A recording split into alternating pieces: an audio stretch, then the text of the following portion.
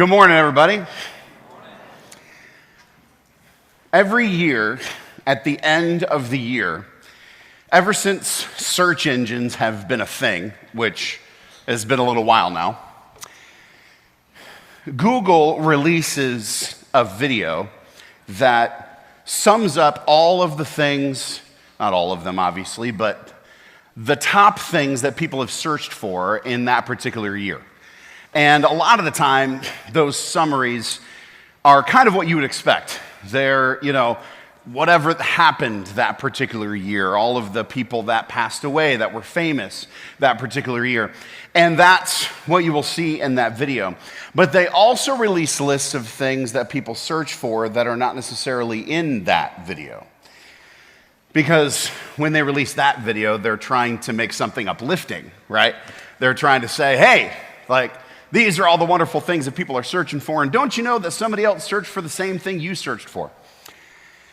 Well, what's interesting is that when you look at some of the things that people search for that don't necessarily make those year-end reviews, a lot of them go something like this. I can't find meaning in life. Why can't I find meaning in life? Why am I here? Who am I? And why am I here? Finding meaning in life. Meaning of life philosophy books. These are all keyed in by people searching. What about this? Struggling to find purpose in life. Feeling that life is meaningless. There is no meaning to life. These are searched for more commonly than you think. And what's so interesting about it is that you'd think, man, with our close friends, maybe we would have conversations like this, but I don't think so, because I think that this speaks to something that is so deep inside of us, something that is rumbling so far beneath the surface that we're afraid to even say that we're asking questions like this. What is the meaning of life? I don't understand why I'm here. Why was I born? Why was I created? Why am I doing the things and experiencing and suffering the things in life that I'm suffering and experiencing, and why there must be a purpose to it, but I can't really seem to find the purpose? This happens far more than we think. And actually, did you know that the Bible gives voice to that very thought? And actually has a really strong answer. So today, for the next couple of months, you and me, are going to take a search of our own. And we are going to go through the book of Ecclesiastes. So why don't you turn there with me. Ecclesiastes chapter 1 is where we're going to begin. We are going to sit underneath the tutelage of the one who calls himself the teacher. He calls himself the teacher for a reason. Now, as we get a little bit further into this, you'll see exactly who this is and why that's significant. But at the outset, before we even read a word, I just want to encourage us to sit in class, right? To learn from the teacher, be ready to take notes. And if your experience in classrooms is anything like my experience in classrooms, this especially happened to me when I was in seminary. When I would go to seminary, there would be guys, they would be teaching an Old Testament book, like Ecclesiastes or something like that. And the whole class would be just on that book. And this is how they would start out the class, right at the beginning of the fall. They would say, okay, now I know this sounds like anti-Christian, but it's not. I want you to put the rest of the Bible out of your head for now, is what they would say, right? They would say, just focus on this one book. I know that you know about Matthew, Mark, and Luke, and John, and Jesus, and all of that wonderful stuff. And of course, you and I know that as well. So I'm going to say the same thing on behalf of the teacher. I'm going to say the same thing as we begin this journey together through Ecclesiastes. I'm going to say, just for the time being, let's put the New Testament on the side, just for the time being, and focus on what the teacher has to teach us, because this is important. To see and understand what God has inspired and woven into the book of Ecclesiastes, we have to see it with the eyes of the ones who would be partaking in the lesson at that time. Especially the teacher himself writing from a perspective where he knows nothing of Jesus and resurrection and any of those things. What he knows is what he's going to write. And I think there's something so powerful for us there. So, Ecclesiastes chapter 1, verse 1 says this: "The words of the teacher, son of David, king in Jerusalem." Now, just from that description, we can put a pretty good fix on who this is. Son of David, king in Jerusalem. Who fits that description?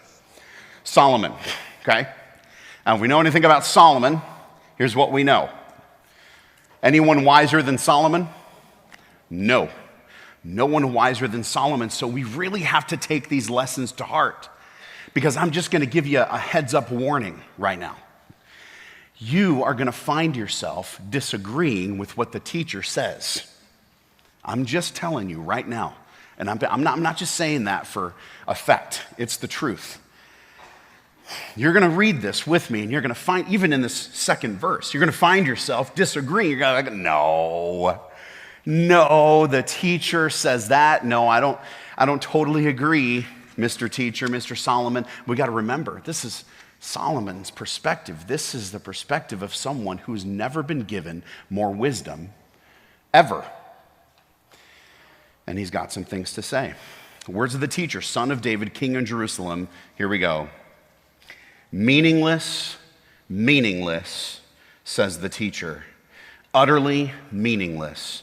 Everything is meaningless. Okay, amen. You guys can go today. That is it. That is what we have for you. You say, what? If you're reading this with honest eyes, you're going, what in the world is going on in this second verse of Ecclesiastes? I thought this was the Bible. I go to the Bible for a pick-me-up, not this. We have to see what he's doing and look at it for what it really is. Meaningless, meaningless, says the teacher. Utterly meaningless. Everything is meaningless. So that word translated meaningless, okay, in our NIV versions, you might be reading a version that says something like vanity, okay? That might be the translation. But we're just going to go right to the Hebrew, and I'm going to teach you a Hebrew word today. Okay, you guys ready to learn a Hebrew word? Okay, it's the word translated meaningless, and the Hebrew word is hevel. Everybody say hevel. Hevel. Okay? That is the Hebrew word translated meaningless. But here's the thing. I think the NIV translators largely have done a really great job. I think right here, I think maybe they've done the best they could, because hevel is a very big word, and we have to understand what's happening here if we're really going to get this lesson, especially in this first week of this series. So I've got it right at the top of your notes. Okay, look at your notes. 1a, right at the top, says hevel in Hebrew means, and here's the thing, it means like 3 different things.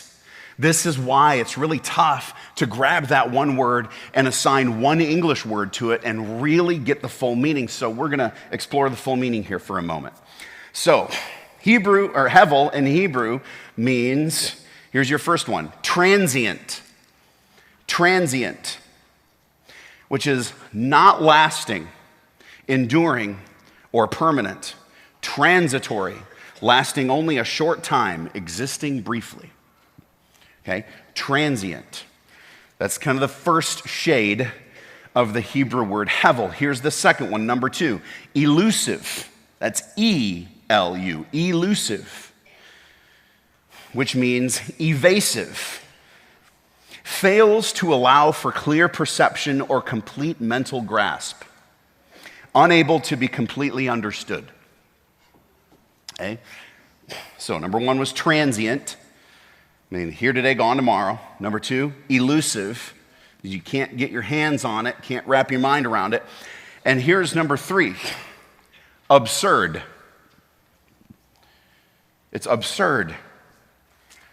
And I've got the definition there for you: utterly or obviously senseless, illogical, contrary to reason. So, if you look at number 4, in other words, let's sum up our little journey here so far. According to Solomon, life is short, confusing, and senseless. In other words, according to Solomon, life is short, confusing, and senseless. I told you might disagree with the teacher. Because you think, I don't feel like life is like that.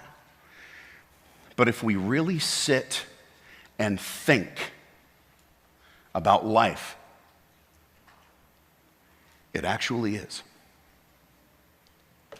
It actually is. We're going to read a few more of his words, but before we even get there, we know this. We know life is like this. One of the clearest proofs that life is like this is the brevity of life. Like we said, it's short. It's short. Just think about this. How many of us have gotten into a career and then you're getting near to the end of your career and you might say to yourself, I feel like I just figured out what I was doing. I've been working in this career for 15 or 20 years, and now I'm closer to the end of it than I am to the beginning, and I feel like I've just figured out how to do what I'm doing, right? Everything ends quickly. Life ends quickly. Seasons end quickly. So there is so much truth in what he's saying. We have to allow that to challenge us. Meaningless, this is what he says. This is what he means. Meaningless, right? Transient, elusive, absurd, right? Confusing, short, senseless. That's what he's getting at when he says meaningless. Everything is meaningless. And then in verse 3, he asks a question. This is a very important question for us to ponder today. He says this: what do people gain from all their labors at which they toil under the sun? I'll read that once more. What do people gain? What benefit, in other words, what do people gain from all their labors at which they toil under the sun? So look at your notes, number 2. Solomon's question is this: how do we find meaning in a life that's slipping through our hands? This is a question he's asking. How do we find meaning in a life that's slipping through our hands? And it actually is slipping through our hands in all of the senses that we just described. It's short. It's confusing. I can't get my hands around it. It's absurd. It seems to be senseless at times. And so the word hevel in Hebrew is really better explained by an image. If you can imagine, right, you light a candle. You light a candle and the candle burns for a little while. And then it's time for the candle to go out. And so you blow the candle, blow it out. And then what emerges from the candle? Smoke. Now just imagine for a moment. I was going to do this in front of you, but I didn't want to burn the building down on 4th of July weekend. Imagine that the candle's just been blown out and the smoke is emerging, and then you're standing there and you're thinking, I'm going to get my hands on some of that smoke. And so you try to grab it. What's going to happen? You're going to get nothing. You're going to get a big bowl of nothing in your hands. And not only that, it's going to seem to dissipate even faster because you try to get a hold of it. Candle goes out, here's the smoke, and that movement, that right there, that image, that's hevel. And that's what the teacher means when he says, that's life. That's life right there. Like trying to get smoke in your hands, and you can't. Look at number 1 there underneath number 2. We are all on a search for meaning. All of us are. As I said at the beginning, we search for this. We look for this. We're all on a search for meaning because we know we are in a life that is like trying to grab onto smoke. And so all of us trying to make sense out of life, trying to figure out where we fit and where we belong and what my experiences have to say about that and how I can make sense of these things because there's got to be some kind of sense to them. And this is what I mean by meaning. Okay, I got it there in your notes. Definition right underneath 1B. Meaning is this: something that makes life significant and satisfying. That's meaning, and we're all on a search for that. Something that makes life significant, makes my life important, and satisfying, fulfilling on some level, right? We're willing, you and I, we're willing to walk through just about anything as long as I know that there's going to be some kind of thing at the end that makes it worth it. I at least want to know that there's a purpose to what's happening. And here's the thing, we can lull ourselves to sleep and just believe, well, yes, there's purpose, and I believe that there is. And one day I'm going to see and I'm going to understand. As I get older, I'll understand why my life has panned out the way it's panned out and why the opportunities that were open to me were closed to me and why I failed in these particular ways and why, the bread always fell down, butter down. Why is that?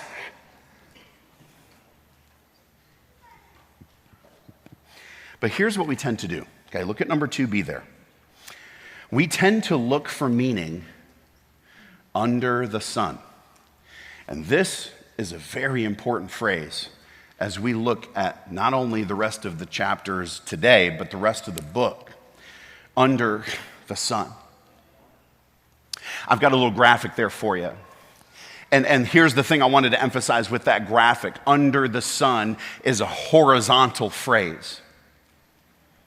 You know what I'm saying by this? It's a horizontal phrase, meaning that it's not concerned with me reaching up past the sky for any kind of meaning. It's under the sun. I'm looking for meaning under the sun. You and I do this. Many people do it. It's repeated 29 times in this book alone because it's the setting for the teacher's lesson, for his little experiment here. World-renowned psychiatrist Viktor Frankl, author of the classic bestseller Man's Search for Meaning, famously said that the search for meaning is the primary intrinsic motivation of all human beings. We are all trying to make sense out of life. Every single one of us are trying to do it. Everybody's looking for meaning. Everybody wants it, and hardly any of us actually have it. And that right there is one of the best summarizations of the human ever. We are all looking for a meaning that we can barely get our hands on. And this is why this book's so important. So if you take a little history journey with me, really briefly, okay? If you can rewind past the last 100 years, okay? So just the last 100 years, that's relatively recent history, but past the last 100 years, going all the way back to, the 2000 BCs onward, up until like the last 100 years or so, humans were looking for meaning all the time, but here was the thing that they had in common. They were looking for meaning vertically, right? Not under the sun, it was vertically, and you know this because right? You have talks of gods all the time, right? We have Greek mythology. We've got all kinds of mythologies that follow human history because we're all looking and situating ourselves and looking for meaning in relativity to what we can find vertically. We're looking up and we're saying there's all these gods here, and here's how you make sense out of life. You appease these gods and live your life, and then that's how everything is good. And God himself, Yahweh, inserts himself into the picture. Genesis 1, in the beginning, God created the heavens and the earth, right? That entire creation account is written in such a way so that we all know that the sun is not God, the moon is not God, the stars are not God. God created the sun, moon, and stars, right? Yahweh himself. So then you get into post-Christian, post-Jesus history. Jesus comes, Jesus ascends, and then Paul goes out and reaches out to the Gentiles, and what happens? The church begins to grow and expand all over the world. All over the world, Christianity spreads to the extent that, rewind it about, like I said, about 1,500 years, and what we have on the planet is largely a whole mess of people who call themselves Christians, a smaller segment of people who call themselves Buddhists or Hindus, and then an even smaller, very small portion of the world that call themselves atheists. You see this? We're still looking for meaning vertically. We're looking up to the sky. We're looking beyond this world. We're looking to God, or in the past, gods, to understand our lives. That is what historians call first culture. People looking to make sense of their lives by looking up and situating themselves based on whatever they believe about whatever gods exist. That's first culture. What we are now in, about the last 100 years or so, but really especially the last 50, is what historians are now calling second culture, which is this. Second culture rejects spiritual reality. Rejection of spiritual reality. So now, we're not looking to make sense of our lives vertically. Where are the gods, or who are the gods that exist, or what God exists, and let's serve him and make sure. We're rejecting spiritual reality now. Now everything is under the sun, literally. That's what it is. We only recognize horizontal identity constructions. And here's what I mean. We only recognize our identity understanding what life is like under the sun. We no longer consider God or gods. We find meaning where? Within ourselves. I don't need to look up there for meaning. I can find it right here and in the life that I'm surrounded by.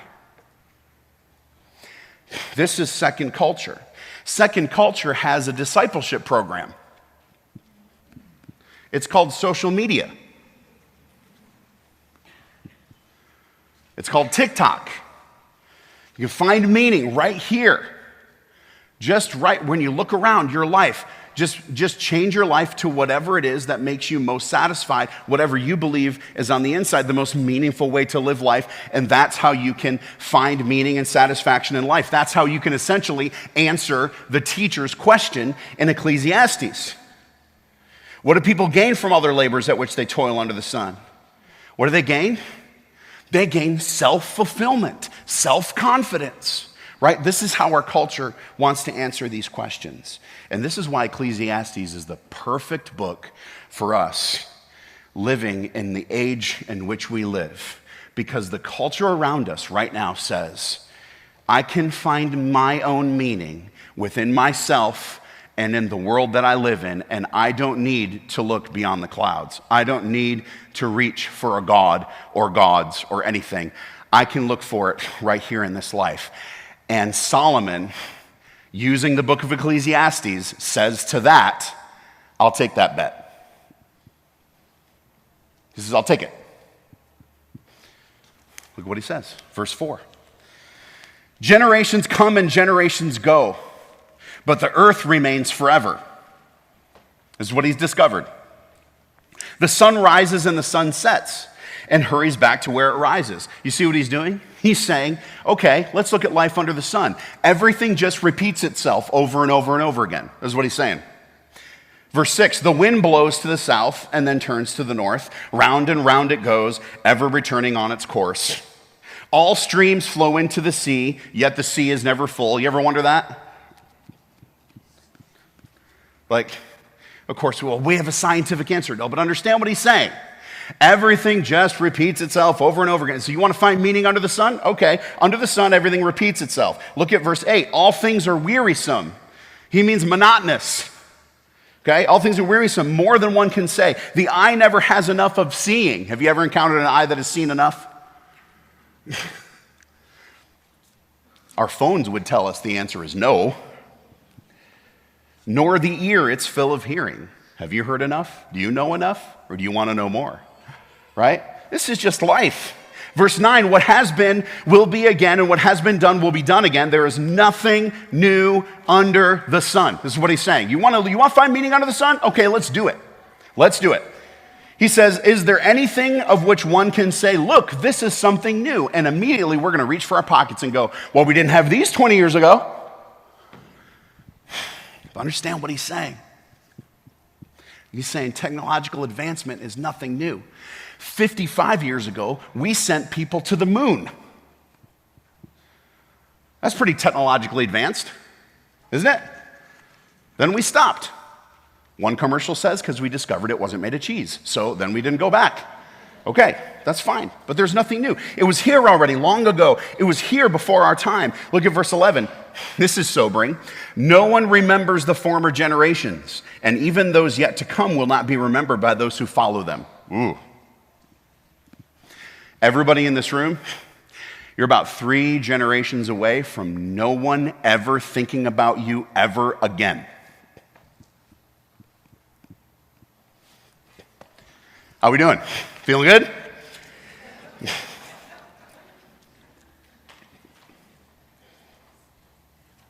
Look at number 3. Solomon bursts the bubble of our lives by forcing us to look at this life for what it really is. Meaningless. Underneath the sun. He says, fine, you want to find your meaning here? You want to cut God out of the picture? I will take you up on that bet. He's not even gone as far as he's going to go. But he's saying underneath the sun, first off, everything repeats itself. There's nothing new. He says, you want to find meaning in that? That's fine. But everything that happens now has happened thousands of years ago is going to happen again. He says, this is how it works. So look at verse 12. He says, I, the teacher, was king over Israel in Jerusalem. I applied my mind. Remember, this is Solomon's mind. To study and to explore by wisdom all that is done under the heavens, and what a heavy burden God has laid on mankind. I have seen all the things that are done under the sun. All of them are meaningless, right? Hevel, that's that word. Chasing after the wind. That's what I mean, trying to grab smoke. What is crooked cannot be straightened. What is lacking cannot be counted. Well, you want to know that that's true? Just follow along with a news page on Facebook. Man. Verse 16, I said to myself, look, I have increased in wisdom more than anyone who has ruled over Jerusalem before me. I have experienced much of wisdom and knowledge. Okay, so now he's saying, let's go on a search. Maybe wisdom is the answer. Maybe if you just become as wise as your big brain allows you to become here underneath the sun, then life will make sense. I've experienced much of wisdom and knowledge. Verse 17, then I applied myself to the understanding of wisdom and also of madness and folly. But I learned that this too is a chasing after the wind. It's not wisdom. For with much wisdom comes much sorrow. The more knowledge, the more grief. You ever experienced that? He's like, man, I can't be joyful anymore when I think about things underneath the sun because I know too much. So, chapter 2. He says, maybe pleasure is the answer. Okay? Want to find meaning underneath the sun? Maybe pleasure is where we go. I said to myself, come now, I will test you with pleasure to find out what is good. But that also proved meaningless. Laughter, I said, is madness. And what does pleasure accomplish? Okay, maybe pleasure's not the answer. Let's try foolish drunkenness. Verse 3, I tried cheering myself with wine and embracing folly, my mind still guiding me with wisdom. He says, I didn't lose track. I knew what I was doing. So I'm certain lest anybody in this room think, well, I'm just going to do what the teacher in Ecclesiastes did. No, he did it already, so you don't have to.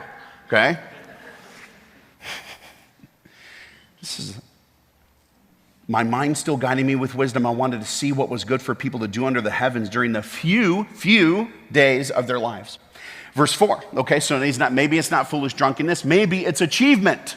There we go. Underneath the sun, live a life of achievement, and that's how we'll make life make sense. He says, I undertook great projects. I built houses for myself and planted vineyards, and I made gardens and parks and planted all kinds of fruit trees in them. I made reservoirs of water groves of flourishing trees. I bought male and female slaves and had other slaves who were born in my house. It's not there. Maybe possessions. Maybe that. Maybe we need to accumulate as much stuff.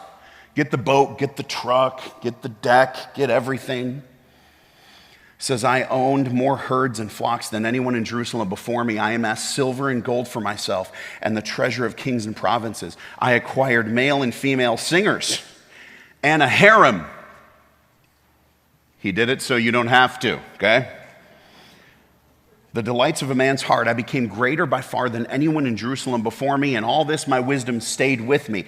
I denied myself nothing my eyes desired. I refused my heart no pleasure. My heart took delight in all my labor, and this was the reward for all my toil. Yet, when I surveyed all that my hands had done and what I had toiled to achieve, everything was meaningless, a chasing after the wind. Nothing was gained where? Under the sun. Ecclesiastes, Solomon says to this culture, go ahead, give it a try. Go ahead, try.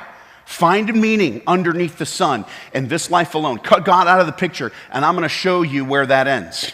He said, I got more money, more resources, more opportunity than any of you could ever possibly achieve, and I have gone to the ends of the earth to discover this, and I've come back to tell you it's not here.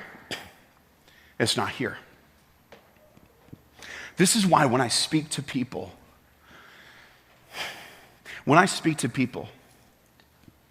who are choosing wayward paths in life,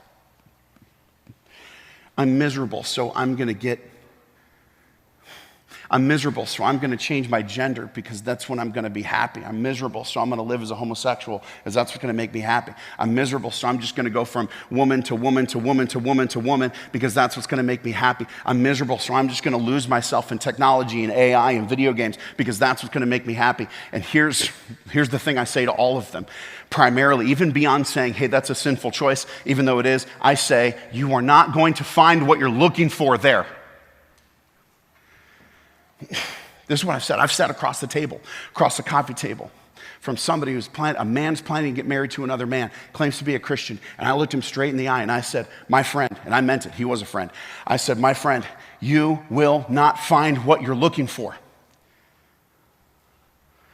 Because you are trying to create a life of meaning under the sun. So Solomon burst the bubble. Can't find it there. Look at number 4, though. Even we as Christians continue trying to find meaning under the sun. We do this. You say, well, I don't know about that, Pastor Steve. Yes, we do. We do this. And in a moment here, I'll tell you how you can know if you are doing it. Right? But let's continue on with Ecclesiastes chapter 2.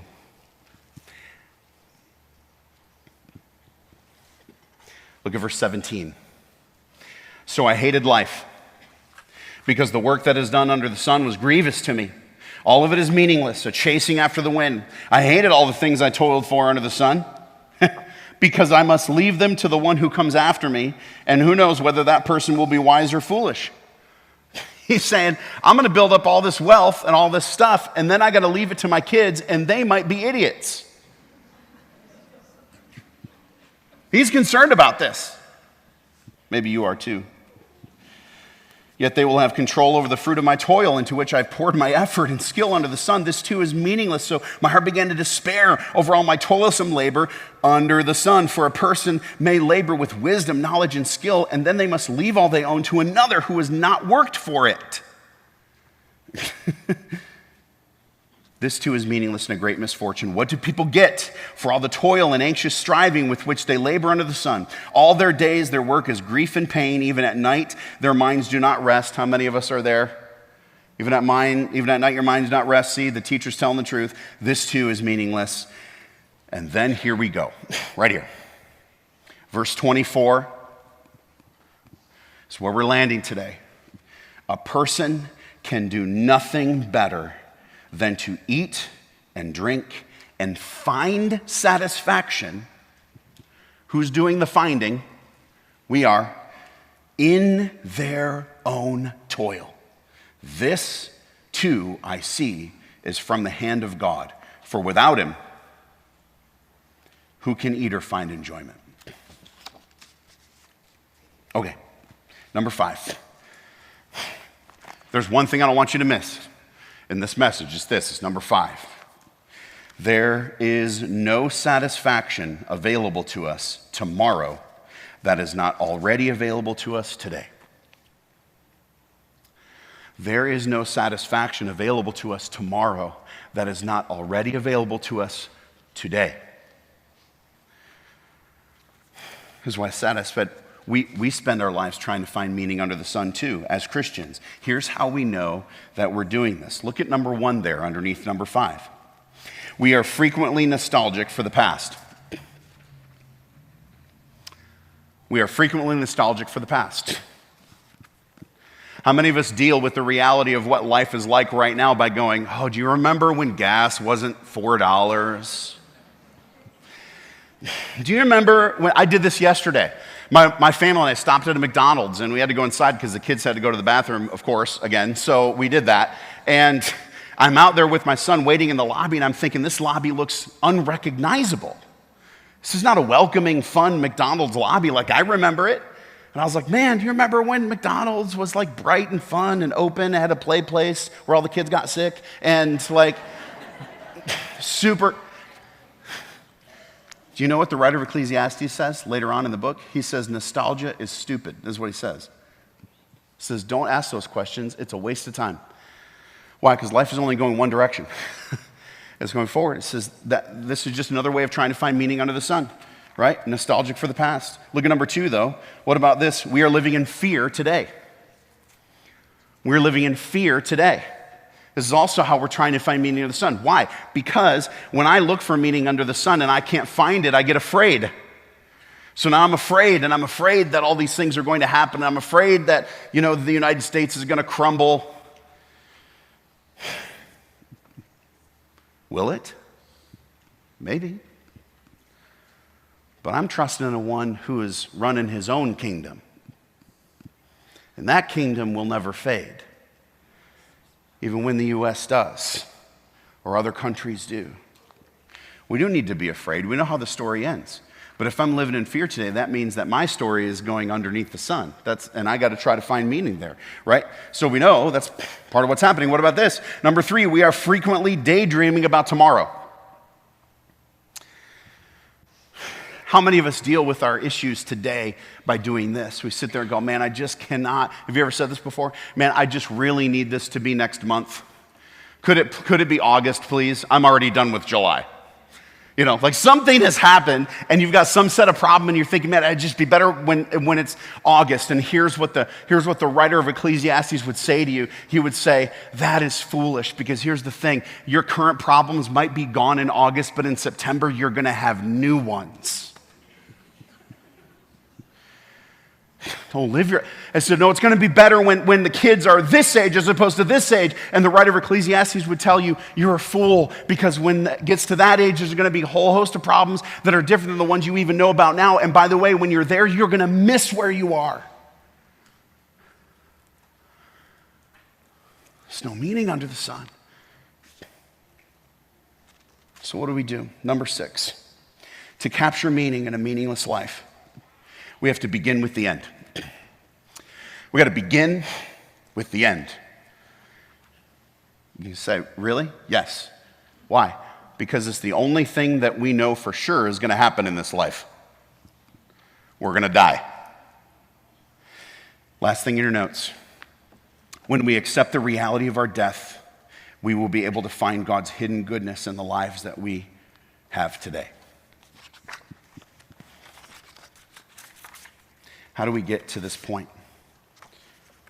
We got to accept this reality. We are going to die. And that is the ultimate thing that makes life underneath the sun completely hevel. It's what makes it that. I'm going to die, you're going to die, and there's nothing we can do about it, baby. Nothing we can do about it. Not one thing. My life, here's the thing. You and I are going to pass away, and at some point in time that's going to happen, and it will happen sooner than we think or want. This is what the teacher of Ecclesiastes says. This life under the sun will end sooner than you think or want, and it will end for sure. But then he says this, don't lose what he said.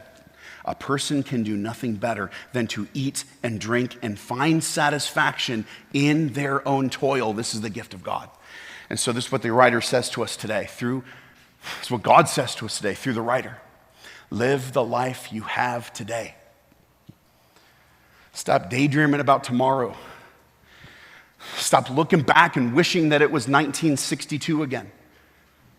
I think it'd be cool to visit 1962. I'm a fan of time travel, okay? Stop looking forward to the future. Like, oh, I can't wait until it's this day, then this problem is going to be gone. No, there's going to be other problems. And he says, don't do that. Live the life you have today. God has hidden his goodness inside of the day that we have right now. And it's up to us to find it, even in the problems that we have today. Yes, today has problems. Does today have problems? Yes, it does. But go about solving today's problems and find God's goodness right there. Find God's goodness at the age that your kids are at right now. Don't wish the day away. Be in the moment. Put your phone away. Sit there and play a game with your family. Who knows what tomorrow holds? This is what the writer says. Stop looking back. Stop looking forward. Live the life you have today because God has given his goodness in today, right here in this moment, in a life that's slipping out of our hands, and it is. But we have today, and we have him, and we're never going to lose him.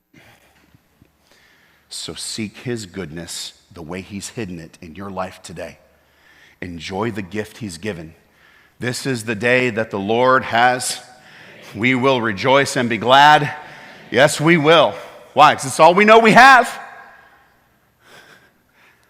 And the writer says, find it in your toil. He says, man, I got a lot of work to do today. He says, then find God's goodness in the work and be thankful for it. Like, be all about today. This is the first step in finding meaning in a meaningless life because God has hidden his goodness in today. Let's pray. Heavenly Father, thank you so much for your goodness that we can find right here, right now, regardless of circumstances, whether they change or not. We can find your goodness right here, right now. I pray that you'd help us to do that. And I pray that you would help us, Lord, to stop just looking back longingly or stop daydreaming about things that may or may not happen, but instead to live the lives you've given us, to work the problems that have come from your hand and your sovereignty, and to trust you one step, one day at a time. And that's how we begin to find meaning in a meaningless life. Thank you, Lord. In Jesus' name we pray. Amen.